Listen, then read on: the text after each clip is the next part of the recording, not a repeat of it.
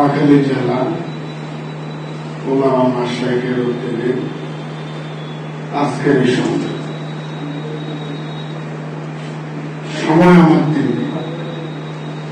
দীর্ঘদিন পর প্রীতিজনক পরিবেশ থাকার পরও বৃহত্তর সংগঠনের পৃষ্ঠপোষকতায়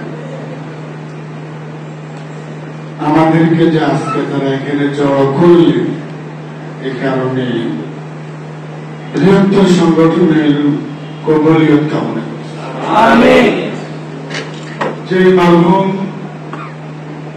সৈয়দ আবুল আলা মওদুদী রাহিমাহুল্লাহর গবেষণায় উজ্জীবিত হয়ে আমরা এই পথে চলছি, আল্লাহ তাকে জান্নাতের উচ্চ মাকাম দান করুন। আমরা যারা সমাজের ওলামায়ে কেরাম হিসেবে দাবি করছি, আমাদের নবী তো ভীত ছিলেন না, সাহসী। কিন্তু আমরা সেই সাহসী নবীর ভীত ওয়ারিস। আমরা জামায়াত ইসলাম করি এই কথা অনেকে বলে না, কিন্তু আমি কামরুল মাদ্রাসার বেঞ্চে শর্ত স্পষ্ট বলি, অত চাই রিপোর্টের কর্মী জানো। হ্যাঁ, আলহামদুলিল্লাহ আমার এই অনুষ্ঠানে ইসমাইল স্যার সোনাইমণি যে ইসলামী ফাউন্ডেশনের আপনাকে সদস্য করব, বিচারক হিসেবে আপনি কোন দল করেন? আগে জানাই জামাত ইসলামী বাংলাদেশ। কথা হলে তো আপনাকে রাখা যাবে না, আগে জানা 900 নিয়ে লাগতো। আমার কথা বুঝছেন? আমাদের আলেমরা সাহস নবীর উম্মত, তবে আমাদের দিলে সাহস নেই। আমরা জামায়াত ইসলামী বাংলাদেশ করি, অনেকে ওরকম আসাইলে ছোট মুখে বড় কথা জানবে না। এমনি এদের পরিচয় দিতে হচ্ছে না। যেরকম একটা ছেলে মাদ্রাসা পড়ে, কলেজে পড়ে, আমি মাদ্রাসায় পড়ি, এটা পরিচয় দিতে কি পারে? আমরা হিম্মত নিই, আমরা বাংলাদেশ জামায়াত ইসলামের ব্যানারে এদেশে ইসলাম প্রচারের কাজ করি।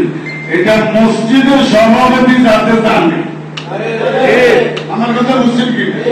এবার ইমামত থাকলে থাকবো, চাইলেছে রিজিকের ফয়সালা কার হাতে? দুই, আমরা ওলামায়ে কেরাম বিভিন্ন জায়গায় আলোচনা, ইসলামের অতটুকু আলোচনা করি যেগুলো নিয়ে জাহিলিয়াতের সাথে আমাদের দ্বন্দ্ব নেই, যেমন নামাজ, রোজা, হজ, যাকাত, কুরবানি। এগুলো নিয়ে আওয়ামী লীগ, বিএনপি, জাতীয় পার্টি কারো বিরোধিতা।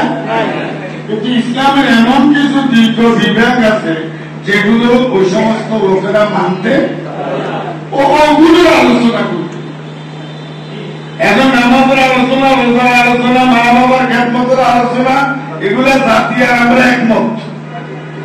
এগুলো নিয়ে আলোচনা না করে, নামাজের আল্লাহু আকবার নিয়ে আলোচনা না করে, সমাজের আল্লাহু আকবার নিয়ে আলোচনা করে